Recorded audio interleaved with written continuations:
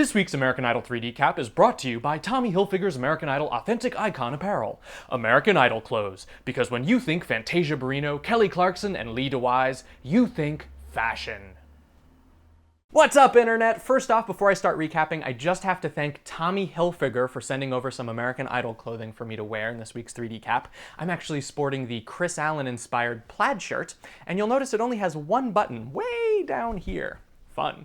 It was top 9 week on Idol, and probably the most dangerous episode ever, what with Seacrest referencing the Hunger Games in the beginning, and Stevie Nicks casting spells on as many contestants as possible. You can be a great, great star. It doesn't matter about your big voice.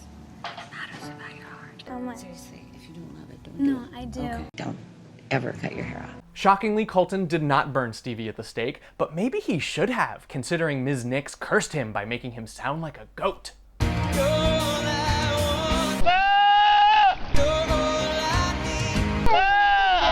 But I feel bad for Colton. I mean, this week's theme was Sing Songs by Your Idols, and we all know Jesus never released an album, so he had to settle for Lifehouse, and boy, was he into it. But slow your roll, girl. If you're already collapsing to your knees by week 4, by the time the finale rolls around, we're going to be expecting celebratory backflips or something. Skylar revealed herself to be a diehard Miranda Lambert stalker, fan, and she sang a charming little family-friendly ditty about getting revenge on a man who used to abuse her. That was like you were singing to your old friend. Yes, an old friend who used to abuse her? I can't with these judges. 5 standing ovations? 5 of them. Since when are standing ovations as easy to obtain as a free sample at Costco? My theory, these bloated 2-hour performance episodes are cutting off the judges' circulation, and they just need to stretch their legs. You know, like a road trip, you gotta stop for pee breaks and just get out of the car. Whoa.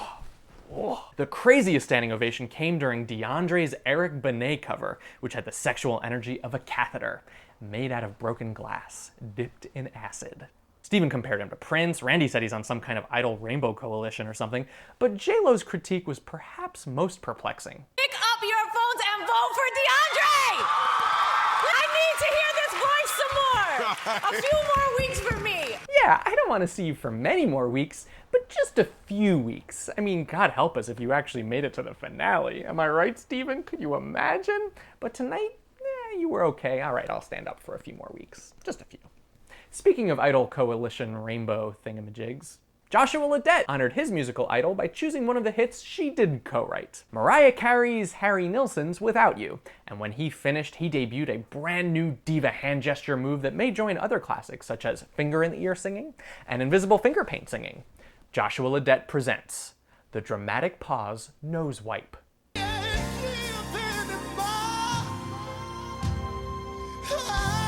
It's like he's blowing a kiss with mucus. Shockingly, this was not the most disgusting thing to happen Wednesday night. He's gorgeous. You were gorgeous and still are. Really? You had the Good. little Greek body of life. You were darling. And you still are. Yes, Dave Matthews brought out Stevie Nicks' frisky side. When she told Dave Matthews that he would have been asked to join Fleetwood Mac back in the day, she was basically saying, I would have had a lot of sex with you in the 70s, darling. Have you seen the Fleetwood Mac behind the music? That band should really just be called Cocaine-Fueled Partner-Swapping Orgy. I actually think that's how Fleetwood Mac is translated into Japanese. Curiously, Dave Matthews didn't sing a Dave Matthews song. I guess they couldn't clear one? Instead, he did Johnny Lang, and I have to say, it was his best performance yet. Mostly because I was too busy staring at his giant forehead vein to pay any attention to his vocals. His boyfriend Heejun got a serious PR makeover this week, but if you watch closely, you'll notice that he didn't have to lift a finger thanks to Stevie Nicks and Jimmy Iovine. He's a sensitive guy. You know, a lot of times people put up a front. That's what I think he was doing. In his heart, I think he doesn't want to be hurt if he doesn't win. Yeah. Which is, we all feel that way sometimes. It's like, so I'm going to act like I don't care. Iovine and Nicks, former lovers, current armchair psychiatrists. Jessica Sanchez did a slow-mo remix of a Beyoncé song and proved that she doesn't just copy the vocal stylings of other artists, she copies their ideas for alter egos too. This week we met her own version of Sasha Fierce, BB Chez, and according to the staging of her performance, BB works at the door department at the Home Depot? I didn't get it. Get it. My fave Elise had a big week. Her Whole Lot of Love threw everyone into a tizzy. I kind of preferred her impromptu Stevie duet, I'm not gonna lie. But if we're talking best performance of the night, I gotta hand it to my new favorite audience member, Pink Shirt Guy. I even wrote a song for him. Pink Shirt Guy's my favorite guy, my favorite guy, my favorite guy. Pink Shirt Guy's my favorite guy, my favorite guy is him.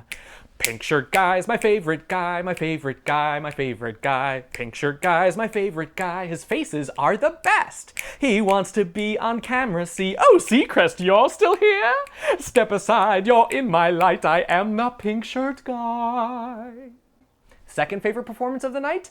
Jason Derulo, no! This is not just an accessory. This is serious, isn't it? Yes, You all right? I actually broke my neck. People ask me all the time, oh, I like that, it's an accessory.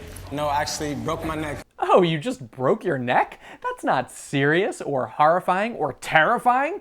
But good on you, Jason Derulo, for somehow making a broken neck sound fun and look fashionable. On Thursday night's results show, Colton came out of the closet, Nicki Minaj celebrated National Cleavage Day a little early, and then Scotty debuted his new single, which is actually an answer song to Lauren Elena's Georgia Peaches. Apparently, Interscope's Nashville division only knows how to release songs about how great the South is. Accept it, let's move on. In the end, somehow DeAndre avoided the bottom three entirely, which made me shout at my television, "Who is voting for DeAndre? Deaf people?"